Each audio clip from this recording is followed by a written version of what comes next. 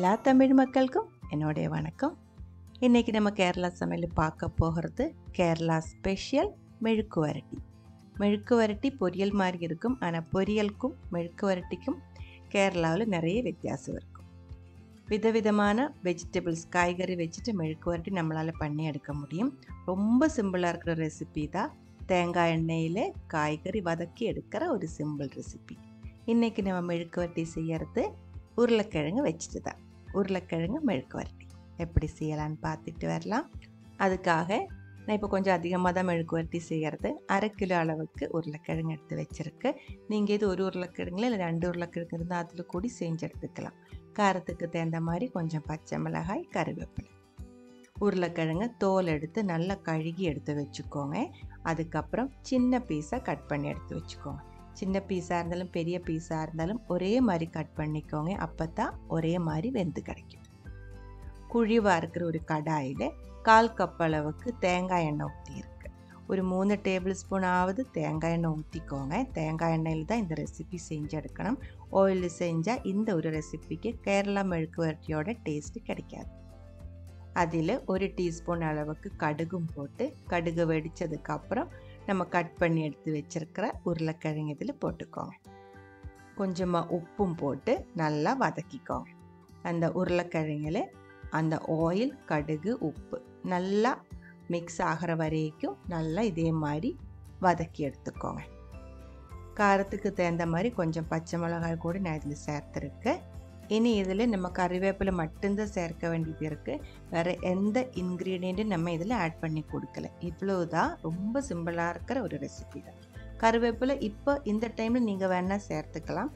ஆனால் நான் இது பாதி வெந்ததுக்கு அப்புறம் தான் சேர்க்கிறேன். அப்போ கறிவேப்பிலையோட மனம் நமக்கு நல்லா தெரியும். மூடி வச்சுக்கோங்க. மீடியம் லோ ஃப்ளேமில் நல்லா வெந்து கிடைக்கணும்.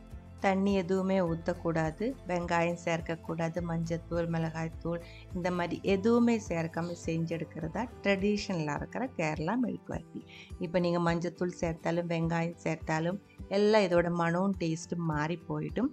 ஆனால் சில பேர் மெழுக்கு வரட்டி அப்படின்னு சொல்லி அதெல்லாம் சேர்த்தும் செய்கிறாங்க. ஆனால் இந்த ஒரு டேஸ்ட், இந்த ஒரு மனம் அந்த மாதிரிலாம் சேர்த்து செய்யும்போது கிடைக்காது. இப்போ நான் இதில் கருவேப்பிலையும் சேர்த்து மறுபடியும் மிக்ஸ் பண்ணி மீடியம் லோ ஃப்ளேமில் மூடி வச்சுருக்கு. அந்த தேங்காய் எண்ணெயில் தான் இது வெந்திருக்கு. இப்போ நல்லா வெந்திருக்கு. ரொம்ப அதிகமாக வெந்து இது மேஷ் ஆகி போகக்கூடாது. இந்த மாதிரி எடுக்கிறதா டேஸ்ட்டாக இருக்கும். இப்போ உங்களுக்கு இன்னும் அதிகமாக மேஷ் பண்ணணும் அப்படின்னா இன்னும் கொஞ்சம் வேக வச்சு உடச்சி எடுத்துக்கலாம். ஒரு ஸ்பூன் வச்சு கொஞ்சம் உடச்சி கூடி எடுத்துக்கலாம். மெழுக்கு வரட்டி இந்த மாதிரி சிம்பிளாக தான் செஞ்செடுக்கிறது. உங்களுக்கு பிடிச்ச காய்கறி வச்சு நீங்கள் இந்த மாதிரி செஞ்சு எடுத்துக்கலாம். பொரியல் செய்யும்போது நம்ம அதில் தேங்காய் சேர்த்துடுவேன், ஜீரகம், பூண்டு இடித்தது, வெங்காயம், அதே மாதிரி மஞ்சத்தூள் இதெல்லாம் சேர்த்து செய்யும்போது அது பொரியல் ஆகிடும். மெழுக்கு வரட்டி ரெடியாக இருக்குது.